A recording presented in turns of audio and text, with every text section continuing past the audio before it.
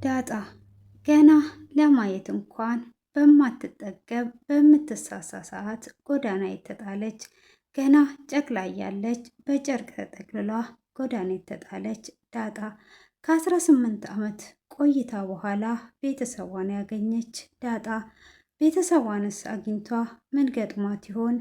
ዳጣ ክረምቱ በጋው ፀሐዩ ንፋሱ ሲፈራረቅባት 18 ዓመት እንዴት አሳልፋው ይሆን? ዳጣ ውድ የሮዚ ቻናል ሁለገብ ተከታታዮች ሰላም ጤና ይስጥልኝ እያልኩኝ ዛሬ የዳጣን ታሪክ ይዤ ቀርብ ያለው እስከ መጨረሻ እንድትከታተሉኝ ስል በአክብሮት ጋበዝኳችሁ። ለዚህ ቤት አዲስ ከሆናችሁ ላይክ እና ሰብ እያደረጋችሁ ጎራ በሉ እያልኩኝ በትህትና ጠየኳችሁ። ዳጣ ገና ለማየት እንኳን በምንሳሳበት ሰዓት ገና ጨቅላ እያለች በጨርቅ ተጠቅልሏ ጎዳና የተጣለች 18 ዓመታትን ሁሉ እንዴት አሳልፋው ይሆን? በምንስ ሁኔታ 18 ዓመት ቆየች የምለውን ስለምነግራችሁ በትዕግስት እንድትከታተሉኝ ስል በአክብሮት በድጋሚ ጋበዝኳችሁ። ዳጣ እንግዲህ እንደሰማችሁት ገና ብላቴና እያለች አባትየው አውጥቶ ይጥላታል። ሆኖም እሱ በጨርቅ ጠቅልሎ ቤተ ክርስቲያን ደጃፍ ላይም ጥሏት ቢሄድ ሁሉን የሚያውቅ የፈጠረን ፈጣሪ ሰው አብጅቶላት ነበር። ሆኖም እዛ ጎዳና ተዳዳሪዎች ምግብ መስሏቸው ሰፍ ብለው ሲሄዱ ሰው ነበረ። ሆኖም ያችን ዳጣ በማንሳት ይዘዋት ወደ ቤታቸው ያቀናሉ። ከማቅናታቸውም በፊት ይህ ሰውዬ ማን ነው?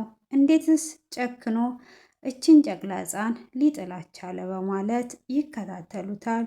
ሲከታተሉትም እጅግ ሀብታምና የለጠጠ ግን ቀጥታ ጥሏት እንደሄደ አይተው ካዩትም በኋላ ታዝበውት ይተዋሉ። ዳጣንም እንደዛው ያሳድጓታል። ካሳደጓትም በኋላ እሷም ገና እናትና አባቷን ሳታቅ ካደገችም በኋላ ከእነሱ ጋር ጎዳና መኖር ትጀምራለች።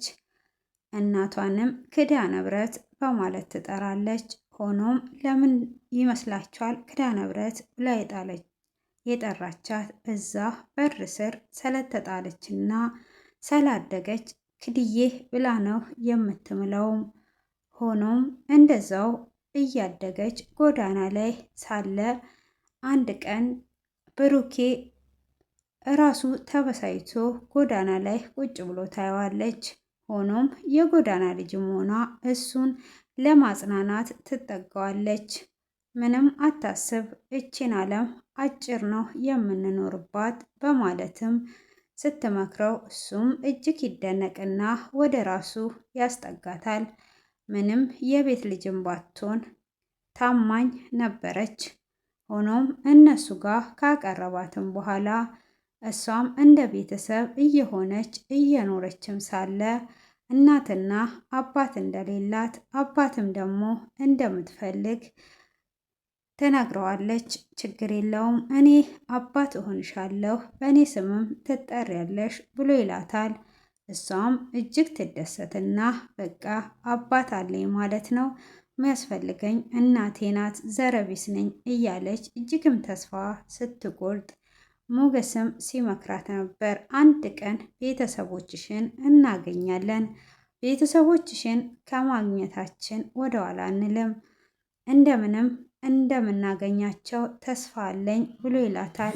አይ የትኛው ዘሬ ዘረቢስ ነኝ፣ ከየት ነው የምታገኝልኝ? እውነት ግን እናቴም አባቴም በሕይወት ይኖሩ ይሆን ትል ነበረ። አዎ ይኖራሉ፣ ከሌሉም ደግሞ እንሰማለን፣ ከሌሉም ይኸው ብሩክ አባት ሆንሻለሁ ብሎሻል፣ ምንም ዘረቢስ አይደለሽም ብሎ ይላታል። እሷም እሺ በማለት እንደዛው እየኖሩ ሳለ አንድ ቀን ሞገስ ለምን አናጠያይቅም በማለት ማጠያየቅን ይጀምራሉ። ሲያጠያይቁም እዚህ ጋር ተጥለሽ ነበረ፣ የጣለሽም እጅግ ሀብታም ሰውዬ ነበር፣ እኛ ቡሌ መስሎን ወደዛ ስንሮጥ ሆኖም ሰው ሆኖ አገኘ ነው። ስለዛም ተከታትለነው ነበረ ቤቱንም እናውቃለን በማለት ይነግሯታል። እውነት አባቴ ከሆነ የጣለኝ አረመኔና ጨካኝ ነው ብላ ትላለች። እናቴስ የት ትሆን ብላ ጥያቄ ትፈጥራለች። ሆኖም ቤቱን ይነግሯቸውና እንደምንም እየጠያየቁ ይደርሱበታል። አባትየውም አቶ ደረጀ ይባላል። ሲደርሱበትም እጅግ ይደነግጣል። ምን ፈልጋችሁ መጣችሁ በማለት ሲያያትም ልቡ ይደነግጣል። ከደነገጠም በኋላ ለብቻ ይጠሩትና ያለውን ሁኔታ ያስረዱታል። እኔም ብዙ ዓመት ስፈልግሽ ነበር ልጄ ነሽ ብሎ ይላታል። እሷም በቃ ሰረቢስ አይደለውም በማለት እጅግ በመደሰትና በመሳቅ ካለችም በኋላ ለብቻ ወስዶ አባዬ ብለሽ እንዳትጠሪኝ ብሎ ይላታል። እሷም ለምን ብላ ስትጠይቀው ትዳሬን የምወድና የማከብር ነኝ። ስለዚህ ትዳሬ እንዲበጠበጥ አልፈልግም። አባትሽ ነኝ። ሆኖም ግን ደረጀ ብለሽ እንድጠሪኝ ነው የምፈልገው ይላታል። እሷም እስከ መቼ እኔ እስካሁን ድረስ ራሱ አባዬ የሚለውን ቃል ስናፍቀው ነበር።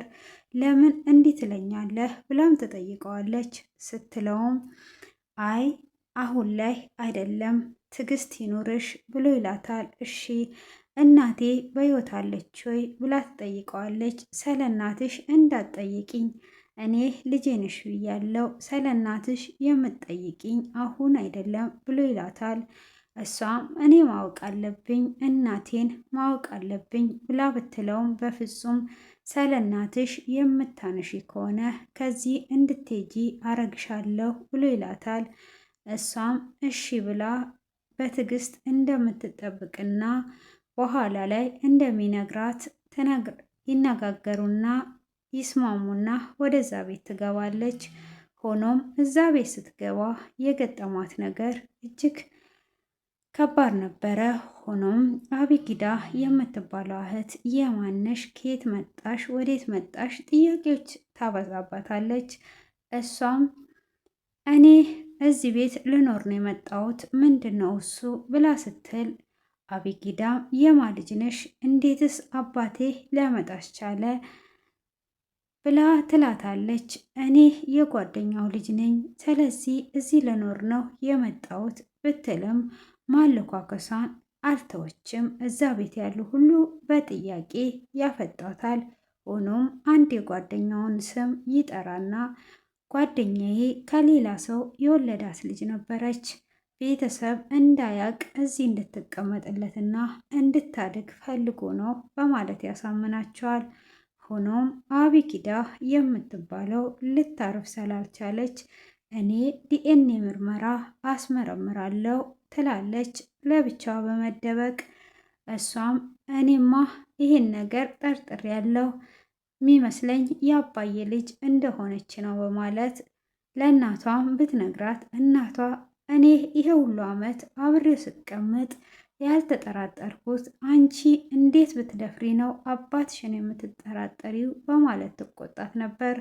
ሆኖም ልጅቷ ግን ልታቆም ያልቻለችው አቢጊዳ